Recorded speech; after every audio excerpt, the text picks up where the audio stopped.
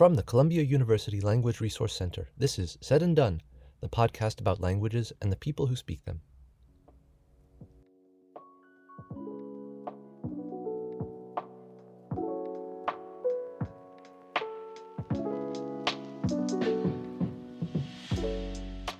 This is Said and Done.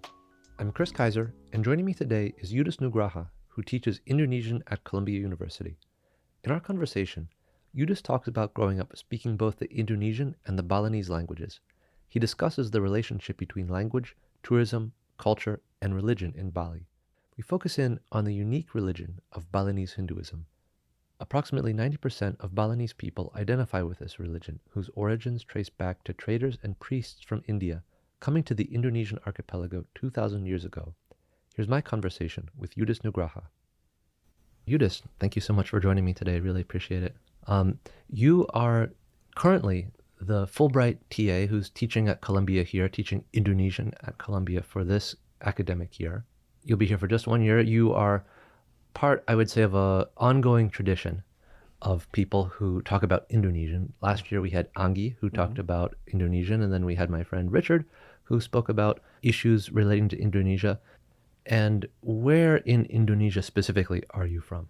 I'm from Bali, so people might know Bali better than Indonesia. It's a beautiful island. And where is it within sort of the map of Indonesia? So Bali is between Java and Lombok. It's a small island. Where I come from, it's in the north of Bali.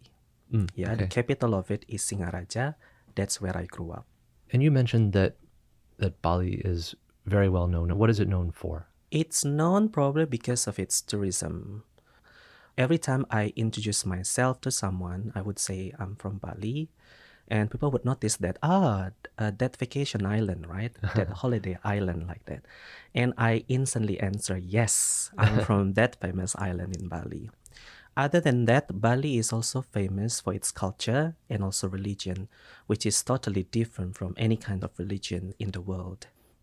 Okay, so I definitely want to talk about this nexus of tourism, religion, and culture. But first, I wanted to ask you about the language that you spoke growing up. What did you speak Balinese and Indonesian, or how did that work in your home? So I grew up speaking two languages. The first one is, of course, Balinese because it's my mother tongue. That's the language that was introduced by my parents, for sure. And even up until now, I constantly communicate with my family in Balinese. It's just because you can get the messages across really quickly and appropriately in our context. But again, because Indonesia is such a big country, right? And we have this national language, which is called Indonesian. So we have to use Indonesian in formal context. For example, at school or at work, we are expected to use Indonesian. To what extent is Balinese spoken by most people living on the island? In everyday life, like when you listen to each other concern, when you have family gathering, we speak Balinese. But you need to know that in Balinese language, there are 3 different levels. Oh, really? What's that? What are the levels? So what we speak every day is like middle Balinese, we call it. It's like colloquial Balinese. And we have this slang Balinese, right? Which is full of profanity. Nice. Yeah. And we have this high Balinese that we often use when we have important religious ceremonies or when we talk to the elders. So we have to use really polite Balinese then to them.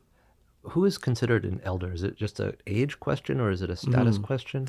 Both age and status. Okay. Yeah, so if you speak to someone older than you, it's a good idea for you to use high Balinese then. And if the person is at a higher caste than you are, then you have to use Balinese as well, because we still have that kind of system in Bali. The caste system. Yeah, the caste system. But again, the caste system is not because we are that different. It's just because we have different roles in society. And you speak all 3 levels very easily, I'm sure. Yeah, used to be like that. But for high Balinese, because I don't really use it very often, I can still understand, but sometimes I find it really difficult to find appropriate words. In that case, then, What I normally do at the beginning of conversation, I would say to the elders, sorry, my high Balinese is not really good. I hope you understand. So if I use middle Balinese, then please don't be offended because of it. Did you learn High Balinese as a topic or in a school-like situation, or is it something that you learned just by speaking? At school, because again, especially in my area, people don't speak that high Balinese much. We tend to use colloquial Balinese because it sounds more natural, more friendly to other people, I would say. Yeah.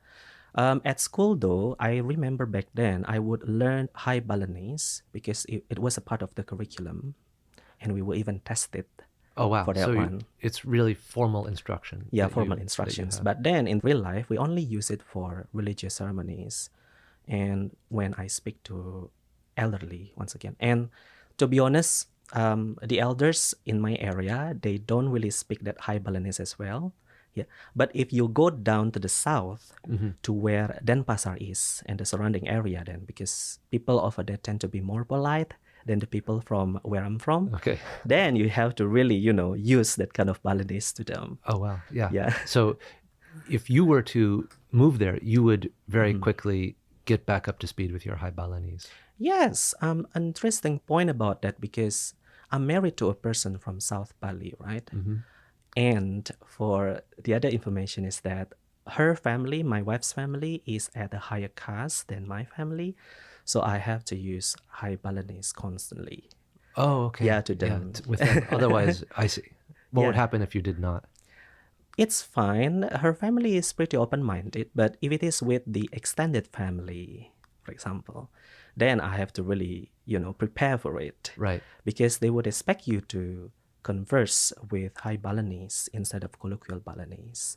One time, I think when we were newly married, right, I visited one of the relatives' house over there.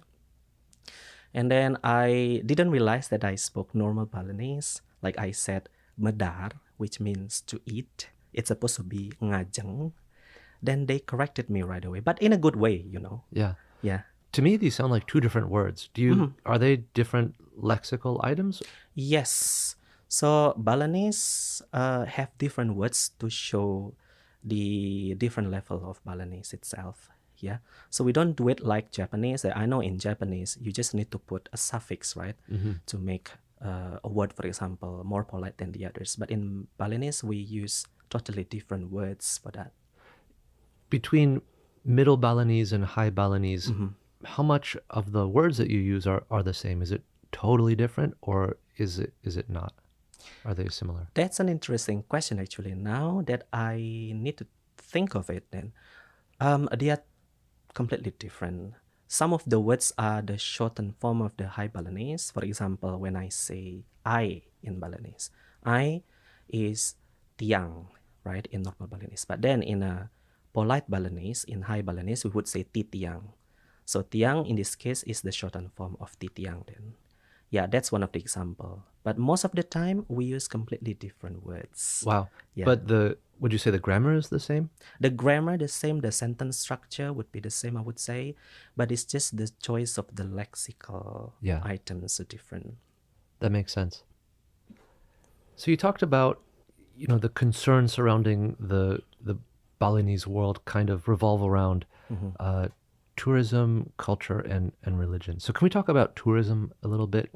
A lot of people who live in areas that are tourist destinations have a tendency to resent tourists and tourism.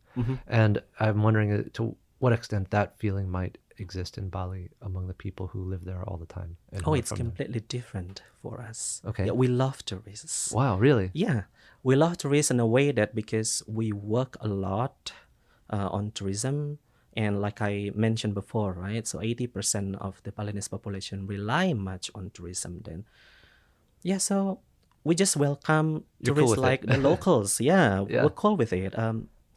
Well, of course there have been problems, right? But we tend to welcome them really warmly to Indonesia. And you can't really imagine, Chris, what happened with Bali when the pandemic struck. Yeah. Yeah, it was really serious for us, and a lot of people lost their jobs. Yeah, and a lot of people they became really homeless because they didn't have this kind of income, right? Yeah, so I would say then again, tourism plays an important role in Balinese people's lives. When a tourist comes from China, Australia, Europe, what do they experience? Can you sort of take me into what they're going for, what they're seeing, what they're enjoying so much? Most of the time, it would be the beaches because we have really beautiful beaches, like white sanded, really warm, and then really good swells, they say, for the surfers from Oh, okay. Australia. Yeah. And then after that, I think the culture, because why I'm saying this again, because culture is totally different in Bali. Yeah. So can you talk a little bit about that? Can we go into sort of the culture, maybe from the kind of tourist perspective, what they might see, and then from the perspective, maybe your perspective, somebody from the island, and how you think about it. I've heard a lot about our culture in Bali is really unique because they can't really find it anywhere. It's sort of a blend of the religion, the local beliefs, and also the tourism aspects themselves.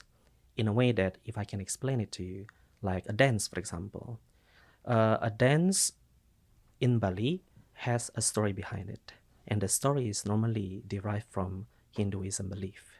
Yeah, and then it's normally performed a lot in front of people. It's just because we want to attract a lot of people to get to know the dance and also to promote Bali in a whole, right? So that's the connection. Yeah. So imagine a dance right now with a religion and then with the purpose of attracting people to know the dance and to come to Bali. So those three aspects then intertwine together. Gotcha. And it seems like sort of at the base of this culture is the religion too, which is kind of a unique thing because it's Hinduism, but True. it's Balinese Hinduism, and that differs from maybe other forms of Hinduism. Yes. So how can you talk a little bit about that history and about how that came to be? So not a lot of people know that because a couple of times I've heard a lot of people say, "Oh, Balinese Hinduism is the same as Hinduism in India, right?" And I said, "Nope, it's totally different." Yeah, because I can proudly say that our Hinduism is different because we incorporate the cultural aspects to it. So in what ways In what ways? specifically is it Okay. different? So the teachings come from India for sure. We believe in Veda, we read Veda, we base our religious practice on Veda. But then when we make the realization of the teaching itself, we offer something to the god in the form of fruit and also cakes or even animals, something that Indian Hinduism doesn't have. What does Indian Hinduism do instead? Indian Hinduism, from what I see, they have this simple offering consisting of coconut and then some sweets and fire, right? But in Bali, we offer everything we like to God because we believe that what we like, God must like it as well. Okay. Yeah. And also, in Bali Hinduism, we believe in one God. So it's a monotheistic religion. Unlike in India, they believe in certain gods, right? Gods hold the highest powers. While in Bali, because in line with our constitution in Indonesia, we have to believe in one God, then we in Bali believe in one God. Yeah, we do have gods and goddesses, but again, gods and goddesses, I would say, are like angels in Christian belief. So they are the representation of different elements in the world. That makes sense. So if I've understood correctly, the reason for which it's a monotheistic belief is that is it because it's required to be that way? Or is that just how it became and then that happened to align with? Yeah, that's an interesting story because Balinese Hinduism wasn't considered a religion, yeah, before our Independence Day.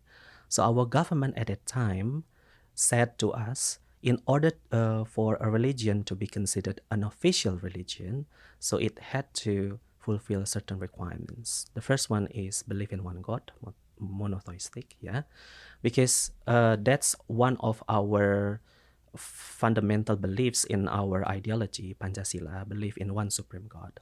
And then the second one, So that religion has to have a prophet, and then the third one has to have like a scripture, holy scripture, and then after that has to have like believers, So followers. what are the ways in which Balinese Hinduism fulfills these requirements?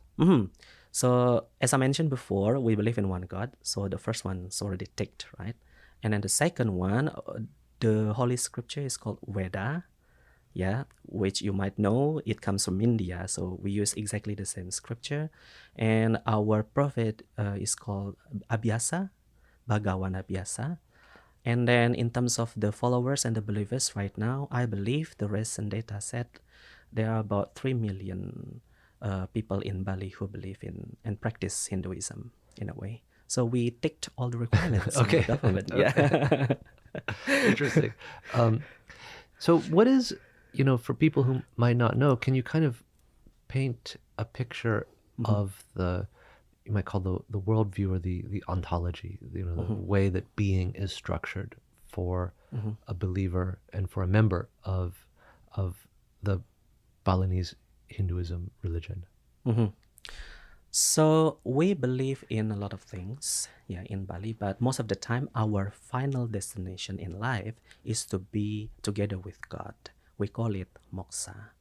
But of course, in order to achieve that, then we have to do something first, right? Something, I would say, based on the real world. Yeah. So in that case, then we believe in Bali, we have to work well in order to maintain our life, to sustain our life. We have to do good deeds to the other. Yeah, because it's already stated in Veda. And then after that, of course, we have to worship the God in this case. Yeah, because without the God, then we can't really function in the world. So all of those things then connect to one thing, which is called moksha. That's our belief. And so after when you die, what happens according to this? That's really interesting right now because we believe in the cycle of life, because we believe in karma, right? A person can retain moksha if he or she is pure, yeah, don't have any sins, we would say.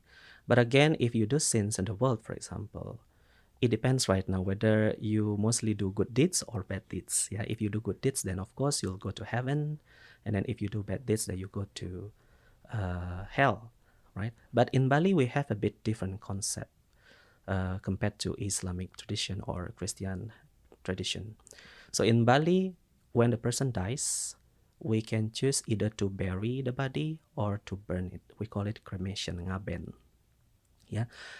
And if they already go through this process of ngaben, then we believe the soul is sent either to hell or to heaven based on the karma, based on the deeds she or he did in the world. And in according to this, what is heaven then? What happens there, and what's it like? In heaven, I think the image of heaven is quite similar to the other religion, where you have this kind of excitement, you're free from any suffering, right? But then in Bali, you have to be reborn again. Yeah. And the highest form of the reincarnation is to be a human, because if you are born a human, then you'll be given a second chance to reach moksha, right? But then if you do bad in the world, then you go to hell, then probably the chances for you to be born as a human is really slim over here. Then probably you will be born as animals or even plants. Wow. Yeah. So does that mean then that there's an idea of a soul? Yeah, we believe that our bodies right now are like clothes. So we can change our clothes over time, right? When we finish with one, then we shift to the other one. That's what we believe. Soul is eternal, but body is not. So you talked about karma earlier. And is there a way that you can, by looking at a person, can you ascertain what they might have been in a past life, what their karma status might be or might have been? Our belief says that if someone is handsome, beautiful, and then has this kind of charisma, has a good job, he or she must have done something good in the past life. That's what we believe. But if a person right now is poor, not lucky at all, yeah, and I'm sorry to say this one, but ugly like that one, yeah. So he or she must have been in hell before. Right. That's what we believe. What about a person who is ugly or unlucky, but is always doing good deeds? That's the thing. So that means that that person is given a second chance as a human, right? So he or she can rectify the past deeds. It's just another opportunity given to that person to be better, a better individual, I would say. Would such a person, or would any person who has consciousness be conscious of the past lives, or not? Is it unknown? Normally not unknown. Even if you ask me right now, what were you in the past life? I can't even recall it. Right. It's just the mystery from the Supreme Being, I think. Yeah. What are some of the ways in which the island of Bali itself reflects this religion? You might have known this one, but our island is known as Island of Thousand Temples as well. So it's not only for the volcanoes, but also all the temples we have on the island. And well, I haven't checked it myself, but some people believe that our coastal areas, they are protected by temples nearby. And the temples, some of them are really important, more important than the others. And they represent the houses of different gods and goddesses. Say, for example, we believe in one god, right? And then we have these important gods and goddesses as well. We call them our Hinduism Holy Trinity. So they are Brahma, the creator, and then Vishnu, the maintainer, and then Shiva, the destroyer. Wow. Yeah. Yeah, and in Basakya Temple, our mother temple, it's actually the seat for the holy three gods. And for the others, say for example, in the south, yeah, there is a temple called Uluwatu Temple. That's the seat for the other important god called Dewa Mahadewa, like that. Yeah, so if you ask me, other than that, man-made structures like temples also hold significant things in Bali. Have you visited a lot of temples in Bali? As a Balinese, we have this kind of need to visit temples, especially when we have festivals like Galungan. Galungan is like a really big celebration. It's like Deepawali in India, but in our version once again, yeah. Or days before Nyepi. Nyepi is our New Year celebration in Bali. Then we are expected to visit the temples to pay respect to the god for a good year, for example, yeah, or in a hope that next year will be a better year than now.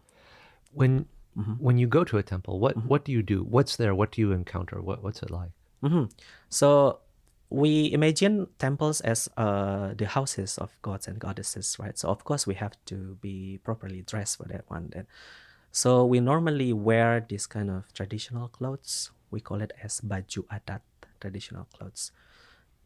And then after that, we have to purify ourselves using water, sprinkles of water called tirta. Is that before you even go into the temple? Yes, yeah, because we have to, to be cleaned first, to be purified.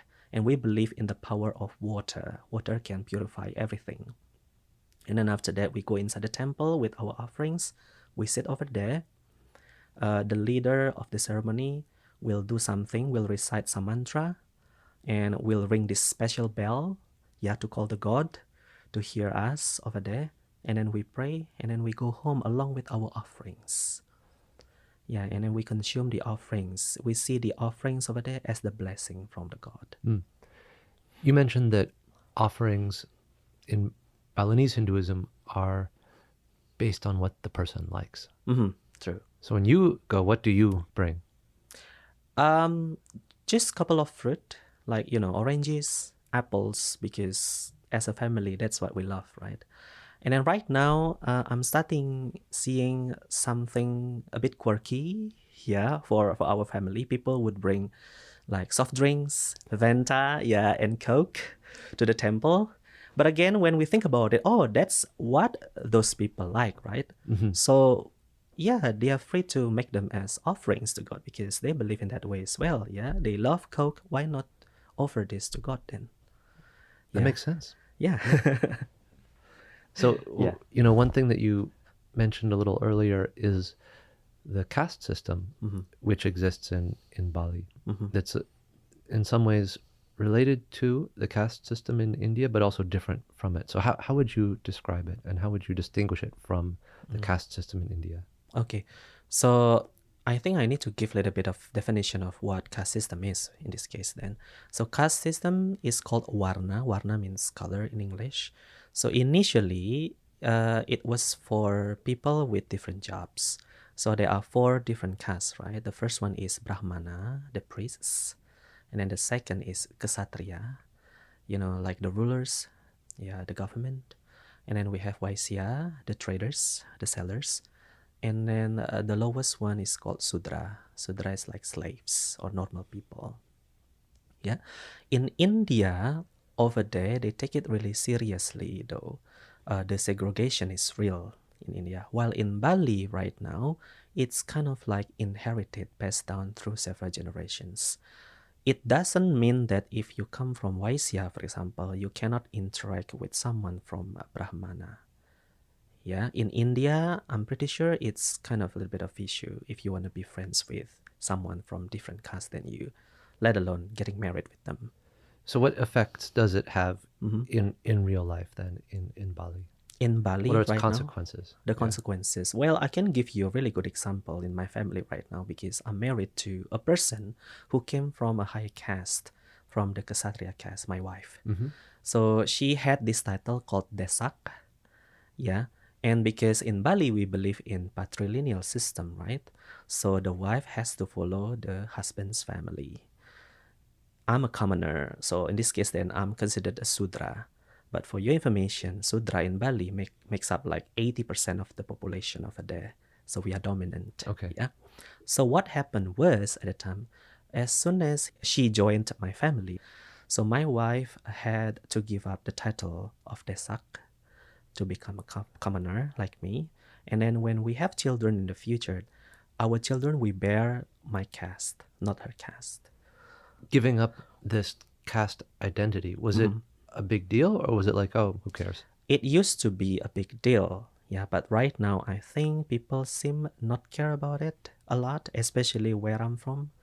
In the north, they don't care. So that's one of the reasons why we speak normal Balinese, not the high one. Yeah.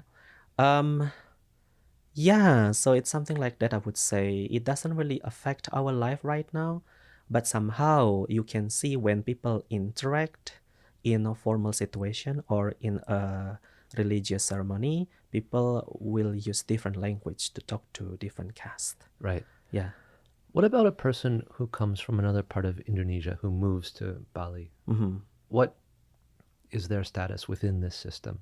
Their status would be the newcomers then. They don't belong to the caste system in this case. Well, again, it depends on their job. Yeah. But mostly, I think people coming to Bali, they work there, right? So they're considered as Waisya in this case. But to be honest, we don't really categorize them into that group. You just don't even think about it. Yeah, it's just, they are from different areas in Indonesia, then they are not even Balinese, so we won't, put them in certain categories then. Is Balinese culture limited to just the island of Bali, or does it extend to other islands as well? I would say it's exclusively for us. Yeah, exclusive in Bali. Because, again, like what I said before, Bali is pretty different from any other areas in Indonesia. But we do have some Balinese people in different areas, like in Lombok, for example. Yeah.